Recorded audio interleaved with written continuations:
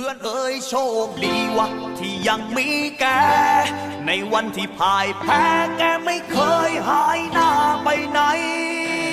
แกคือสายพันธุ์เพื่อนแท้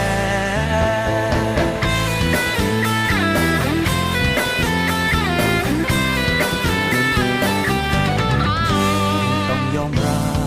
บว่าทุกวันบนเส้นทางชีวิตมันยังต้องลุ้นกันอยู่และที่รู้ก็ครั้งหนึ่งที่เรื่องราวเลวร้ายมันเข้ามาโหมกระหน่ำชีวิตต้องมืดดำมีแต่คนกระทืบซ้ำคนที่เคยบอกว่ารักกัน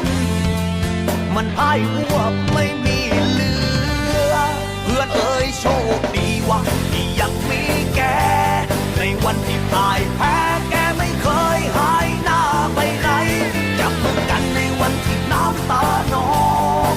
เลยคอยประคองให้ลุกยืนขึ้นมาใหม่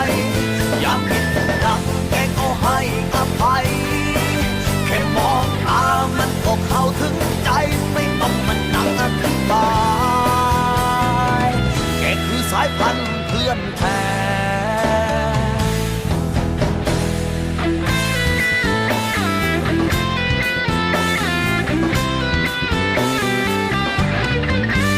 จากวันนี้คงไม่มีใครจะมาทำให้ใจฉันนั้นลืมแกได้มุ่งสู่จุดหมายไปด้วยกันแม้ว่าวันและคืนจะนานแสนนานเท่าไรแค่ขอให้มั่นใจว่ามีแกต้องมีฉันจะยากเย็นก็ช่างมันเดินหน้าไปไม่มีถอยเพื่อนเอ๋ยโชคดีว่าที่ยังมีแก